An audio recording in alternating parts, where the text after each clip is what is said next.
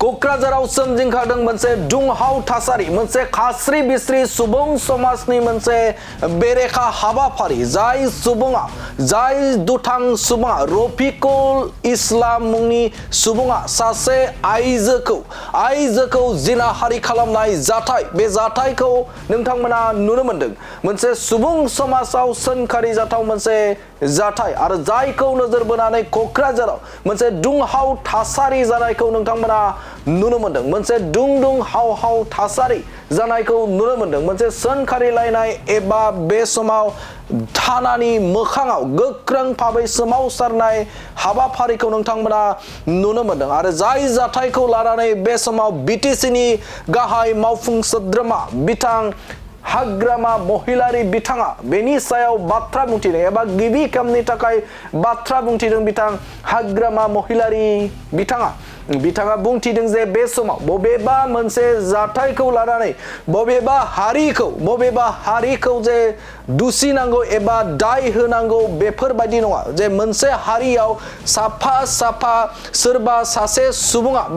सुबुङा गाज्रि थाखागोन एबा थायो जाय दाय मावदों बे दाय मावग्रा सुबुंखौ शास्ति होनांगौ एबा आयेन बायदियै साजा होनांगौ नाथाय बेखौ लानानै बबेबा मोनसे हारिखौ दाय जाबसिननाया मोजां नङा होननानै बाथ्रा बुंथिदों बिथां बिटिसिनि गाहाय मावफुं सोद्रोमा हाग्रामा महिलारि बिथाङा सब জাতিৰ মাজত সবে সমান নাথাকে বড় সমাজতো কোনোবা এজন দুইজন বেয়া মানুহ থাকে কোনোবা মুছলিম সমাজতো থাকে কোনোবা বেংগলী সমাজতো থাকে বা কোনোবা অসমীয়া সমাজতো একজন দুইজন বেয়া মানুহ থাকে बिथां बिटिसिनि गाहाय मावफुं सोद्रोमा हाग्रामा महिलारि बिथाङा गिबि खेबनि थाखाय खुगा बेखेवदों जे क'क्राझाराव दुंहाव थासारि जानायखौ लानानै बाथ्रा बुंथिदों बिथां बिटिसिनि गाहाय खुंगिरि हाग्रामा महिलारि बिथाङा बुंथिदों जे बबेबा मोनसे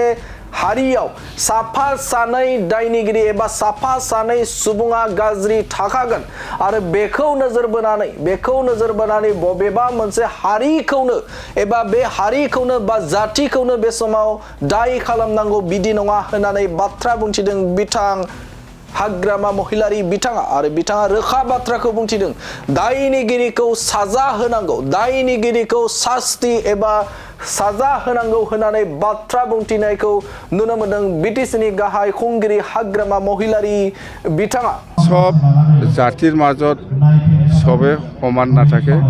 বড় সমাজতো কোনোবা এজন দুইজন বেয়া মানুহ থাকে কোনোবা মুছলিম সমাজতো থাকে কোনোবা বেংগলী সমাজতো থাকে বা কোনোবা অসমীয়া সমাজতো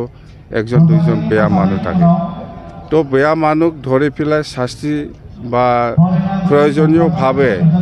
একশ্যন লোৱাটো ভাল এইটো প্ৰশাসনৰ দায়িত্ব কিন্তু এজন দুইজনৰ কাৰণে গোটেই জাতিটো যে বদনাম হ'ব লাগে বা বদনাম দিব লাগে এইটো নহয় হয় আমাৰ বড়ো সমাজতো কোনোবা এজন দুইজন বেয়া মানুহ থাকে মুছলিম সমাজতো আছে বেংগলী সমাজতো আছে এজন দুইজনৰ কাৰণে কোনোবা মুছলিমে কিবা একটা কাম কৰিছে বুলি গোটেই মুছলিম সমাজক দোষ দিয়াটো এইটো ঠিক নহয় যোনে দোষী যোনে কালপিত ইয়াক ধৰি পেলাই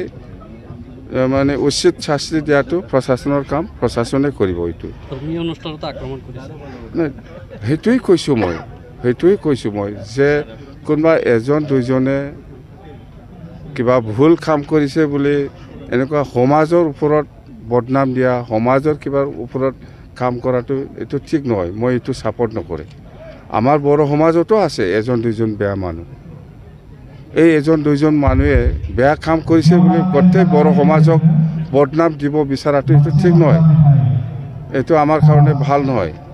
এইবিলাক ৰাজনীতি কৰিব নালাগে মই কৈছোঁ মুঠতে ইয়াৰ পৰা দূৰত থকাটো ভাল